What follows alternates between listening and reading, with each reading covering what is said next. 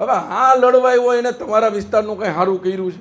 તમે આ વિસ્તારનું કૂપન નથી કાઢ્યું ને તમે હાલી નીકળ્યા છો અમે આગેવાન, તમે છે ને હાંભેલાના આગેવાન. અહીં ભાઈ ઈ કેજરીવાલ આ ગોપાલભાઈ જેના કુળમાંથી આવે છે અને ઈ કેજરીવાલ એમ કે રામ લક્ષ્મણ સીતા નથી, કૃષ્ણ નથી, એ વાત આપણે સહન કરી શકી?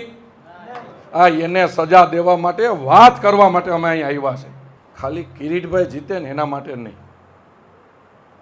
પણ આ સંસ્કૃતિ બચે ને એના માટેની લડત માટે આ બધા આવ્યા. ભાજપ વાળા કોઈ હતા નહીં.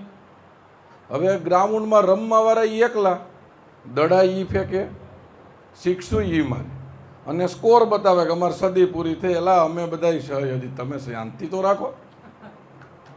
કેટલી વિહે હો થઈ અમે અહીં બધા આવી હતી ખબર પડે ને. ઈ અમે કર્યું છે, અમે છાતી ઠોકીને કહીએ કે તમે કયો કઈ કર્યું નથી. તાકી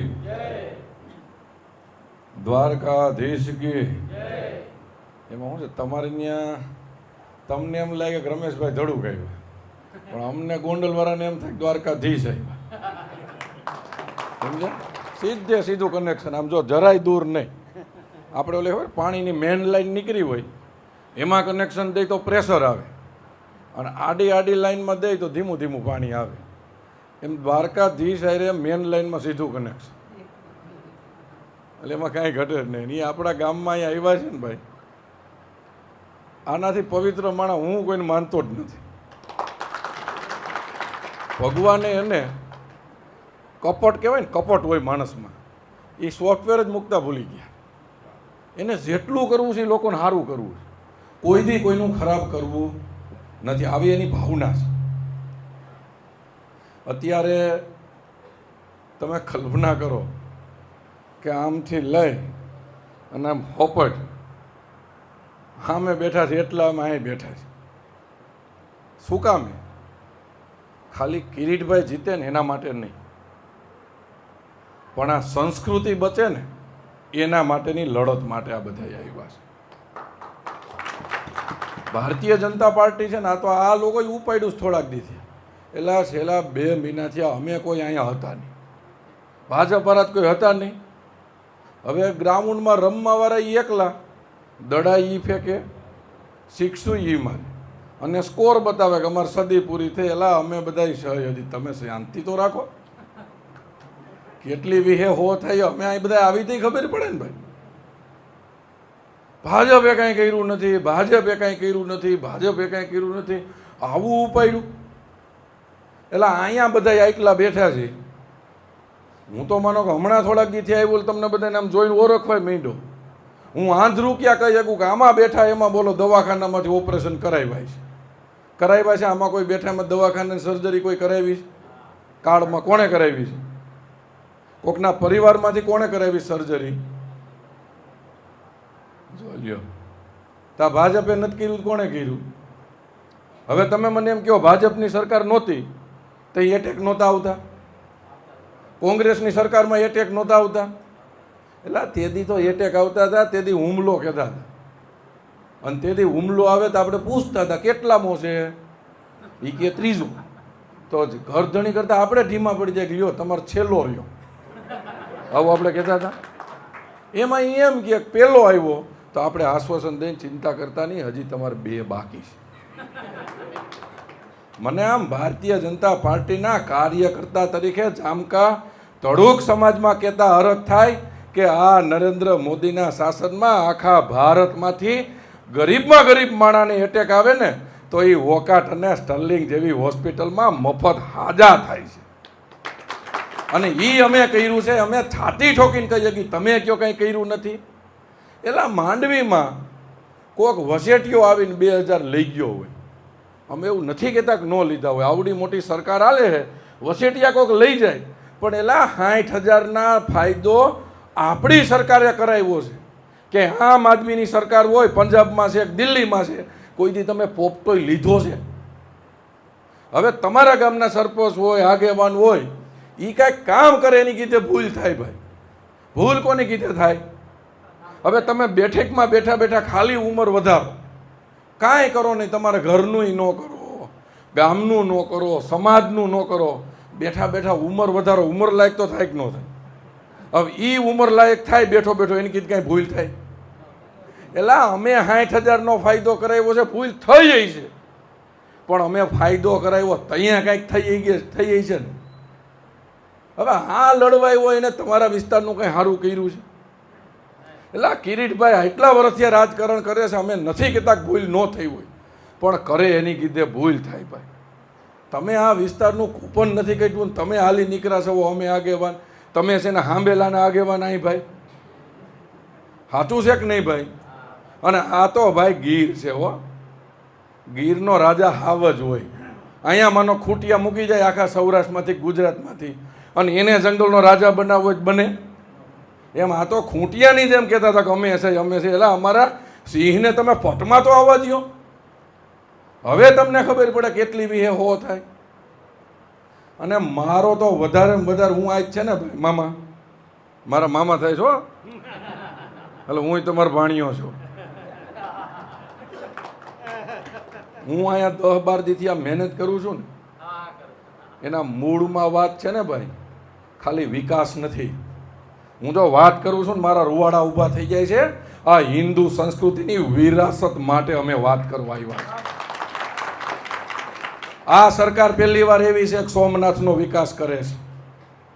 અયોધ્યામાં ઉત્સવ થયો, કંઈ તમારા ગામમાં ઉત્સવ થયો હતો? કેવો થયો હતો? એટલે અયોધ્યામાં મંદિર બન્યું અને જામકામાં ઉત્સવ હું કામ કર્યો તેનો મને જવાબ આપો. કે હું તમે હિન્દુ છે, 550 વર્ષ પછી મારો ને તમારો રામ મંદિરમાં બેહે છે, એનું હિન્દુ તરીકે તમને મને ગૌરવ છે, એટલે અહીંયા ઉત્સવ કર્યો હતો. અને ઈ કેજરીવાલ, આ ગોપાલભાઈ જેના કુળમાંથી આવે છે, અને ઈ કેજરીવાલ એમ કે રામ લક્ષ્મણ સીતા નથી, કૃષ્ણ નથી, એ વાત આપણે સહન કરી શકી? આ એને સજા દેવા માટે, વાત કરવા માટે અમે અહીં આવ્યા છે કે મારી તમારી સંસ્કૃતિનો ખંડન કરે એવા માણસોને મત અપાય? તમે એક જણો હો ભાજપને મત અપાવશો ને, એટલે ભાઈ ભાજપનો ધારાસભ્ય બને કે ન બને, સરકારમાં કાંઈ ફેર પડશે? હાલો કિરીટભાઈ જીતા નથી, એક વાત તમે સમજી લ્યો, તો આ સરકારમાં કાંઈ ફેર પડશે? પણ યાદ રાખજો, મારી તમારી સંસ્કૃતિમાં ફેર પડશે. તમારે અહીંયા લોટી ખોલે તો કોની લોટી આવે? જમનાજીની લોટી આવે. આપણી સંસ્કૃતિમાં એક વાત આવે છે કે ગંગાનું સ્નાન, જમનાજીનું પાન એટલે ટીપા મૂકે, અને નર્મદાજીના ખાલી દર્શનથી આપણા પાપ ધોવાય છે. આવું આપણા શાસ્ત્રોમાં કીધું છે કે ગંગાનું સ્નાન, આપણે હરિદ્વાર ગંગામાં ડૂબકી મારવા જાય છે, જ્યારે જમનાજીની લોટી ખોલે ત્યારે આપણે એમાંથી 2 ટીપા મોઢામાં પાણી મૂકી છે, જમનાજીનું પાન કરી છે. અને આ ભારતીય જનતા પાર્ટીની સરકારે નર્મદા દર્શન કરવા નથી જવાનું, મારા તમારા ગોરામાં પધરાવી દીધા. અને 10 વર્ષ એની પાસે દિલ્હી હતી. આપણે વિનંતી કરતા તો એ લોકો એમ કહેતા કે તમારી માં છે, અમારી તો નદી છે, આમાં ગંદકી જ થાય. ઈ જમનાજીને જેણે મેલા કર્યા ને, એને સજા આપવા માટેની આ ચૂંટણી 19 તારીખે આવી છે. આ સંસ્કૃતિની વાત છે. તમે વિચાર તો કરો, નરેન્દ્ર મોદીએ રામ મંદિર બનાવ્યું, પણ પહેલાં રામ મંદિર ન બનાવ્યું. મોહમ્મદ ગજની જ્યારે નીકળો ને, ત્યારે એણે પહેલાં રામચંદ્ર ભગવાનના કુળદેવી કોણ હતા? મહાકાળીમાં હતા. એને પહેલાં મહાકાળીમાંનું મંદિર ધ્વજ કર્યું, અને પછી એને રામ મંદિર ત્યાં ધ્વજ કર્યું હતું. નરેન્દ્ર મોદીએ પહેલાં મહાકાળી માં ઉપર ધજા લગાવી છો, અને ન્યા ધજા લગાવી અને પછી એના કુળદેવીને પધરાવીને પછી એને રામને મંદિરમાં બેહાડ્યા છે. આ સંસ્કૃતિ જ્યાં મજબૂત થાય છે ને, એના માટે આપણે મતદાન કરવાનું છે. આપણે વાત કરી તો આપણા રૂવાડા ઊભા થઈ જાય. આપણે જોયું હતું ઓપરેશન સિંદૂર, જોયું હતું ને આપણે, 2500 મિસાઇલ જેવી આવી હતી પાકિસ્તાનમાંથી.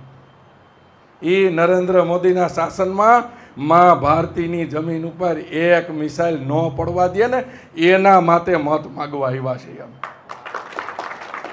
તમે એની દૂરંદૃષ્ટિ તો જોવો તમે, કે એક સમય હતો કે પાકિસ્તાને યુદ્ધમાં આપણું ભુજનું એરપોર્ટ ઉડાવી દીધું અને સુરજબારીનો પુલ તોડી નાખ્યો, અને પાકિસ્તાન બાજુ વહી જાય એવી પરિસ્થિતિ ઊભી કરી.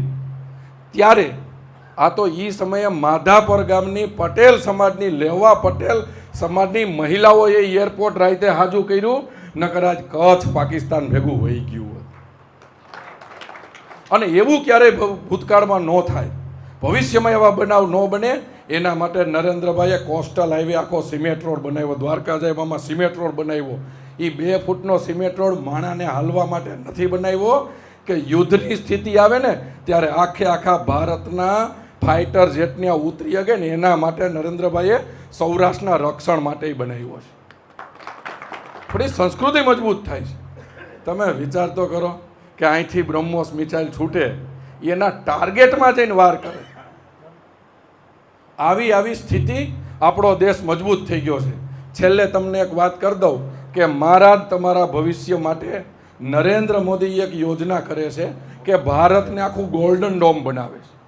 કે ગોલ્ડન ડોમ એટલે શું કે આપણે આ વખતે મિસાઇલ આવતી હતી તો અહીંથી ડિફેન્સ સિસ્ટમ સામે વાર કરતી હતી, મિસાઇલને ઉડાવી દેતી.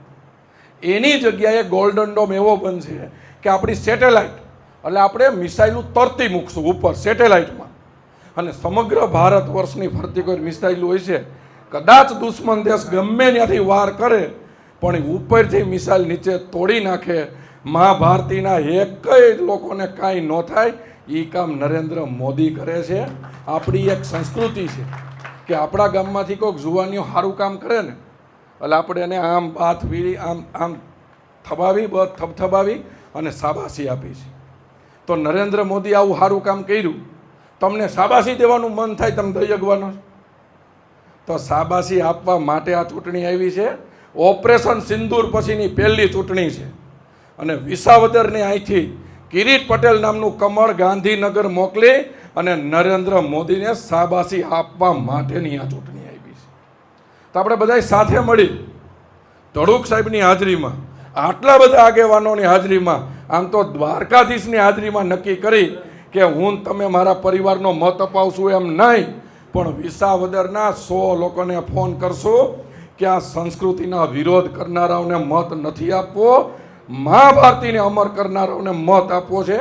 તો આપણે બધાય 19 તારીખે જામકા ગામનો ઇતિહાસ રચી અને મોટું મતદાન થાય એની અપીલ કરવા માટે આવ્યા છીએ. ભારત માતા કી જય, વંદે માતરમ.